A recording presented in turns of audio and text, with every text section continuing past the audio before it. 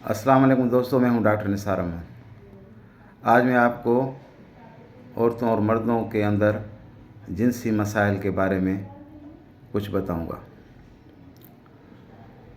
औरतों और मर्दों में जिनसी मसाइल की वजह से ज़हनी और जिस्मानी सेहत पे बहुत बुरा असर पड़ता है, और उसके अलावा जो समाजी ताल्लुकात हैं वो भी हस्बैंड वाइफ के और घर वालों के और उनके ससुराल के ख़राब होते हैं।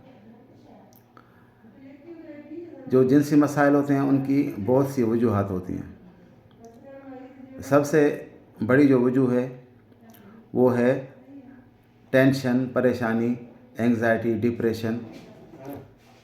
इसकी वजह से जो है नींद की कमी होती है और हार्मोनल इम्बैलेंस होता है। जिस्म में ज़्यादा खुश्की और कमज़ोरी पैदा होती है, जिससे जिनसी मसाइल जन्म लेते हैं। ये जिनसी मसाइल सिर्फ मर्दों में नहीं, ये औरतों में भी हो सकते हैं। बहुत सी औरतें ऐसी होती हैं जिनमें जिनसी बेरगबती होती है, जिस तरह मर्दों में जिनसी कमज़ोरी होती है, तो उससे भी औरत और मर्द दोनों पे अफेक्ट पड़ता है।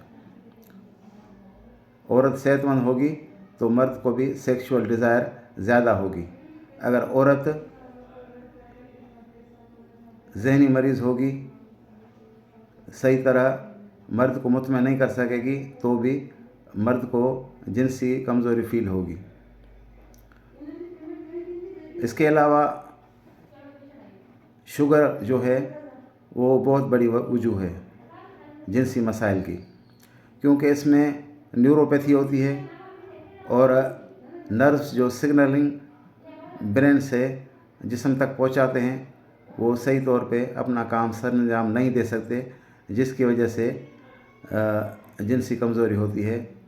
लोग फिर बहुत वगैरह दूसरी टेबलेट, कैप्सूल, दवाएं खाते हैं, मगर कोई असर नहीं होता, क्योंकि उनको बेसिक सिग्नल्स का मसला होता है, जिस वजह से उनको इम्प्रूवमेंट नज़र नहीं आती।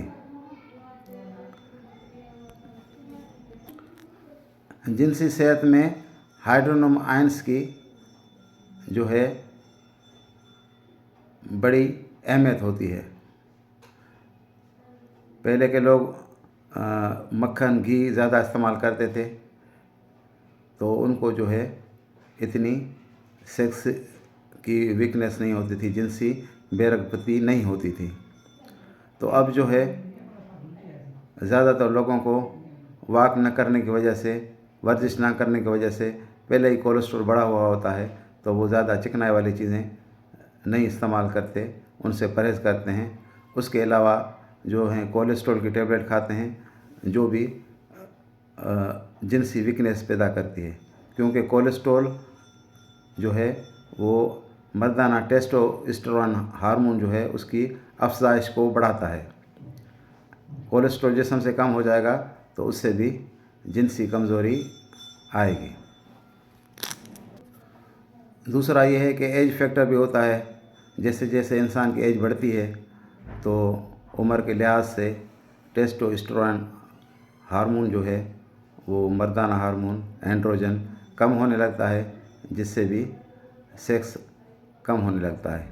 तो इसके लिए जो बेस्ट मेडिसिन है, जो आजकल एलोपैथिक में भी इस्तेमाल होती है, वो असल में हर्बल मेडिसिन है, जिसको हम गोखरू कहते हैं। ठीक है ना, वो बहुत कामयाब है और उसमें साइड इफ़ेक्ट भी नहीं है। ये टेस्टोस्टेरोन की मिक़दार को बढ़ाती है, जिससे जिनसी मसाइल में काफ़ी कदर बेहतरी आती है। जिनसी सेहत के लिए अक्सर लोग हकीमों के पास जाते हैं। उनकी दो वजूहात हैं। एक तो ये कि वो समझते हैं कि जो हिकमत की दवाएं हैं उनके साइड इफ़ेक्ट कम होते हैं। दूसरा ये कि वो देर पा असर देती हैं या मुस्तकिल फ़ायदा देती हैं। ये बात किसी कदर सही भी है, मगर अक्सर जो हकीम हैं वो लाइल्मी की वजह से जो मेडिसिन बनाते हैं उनमें वक्ती फ़ायदा तो होता है, مگر ان میں سائیڈ افیکٹ بہت ہوتے ہیں جس سے گردے بھی فیل ہو سکتے ہیں۔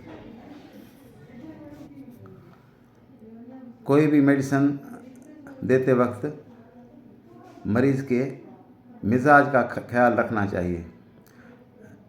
جیسے کہ ایک مریض ہے، اس کے جسم میں پہلے ہی ہائیڈرونیم آئنس زیادہ ہیں، اس کو موٹاپا ہے، اس کو بلڈ پریشر ہے، اس کو کولیسٹرول ہے۔ اگر اس کو آپ سلنڈافیل وغیرہ دیں گے تو اس کو جو ہے بی پی زیادہ بڑھ جائے گا، اس کو سر میں درد ہونے لگے گا، اس کو چڑچڑاپن ہونے لگے گا، تو سیکس کی جو رغبت ہوگی وہ صحیح طور پہ نہیں ہوگی۔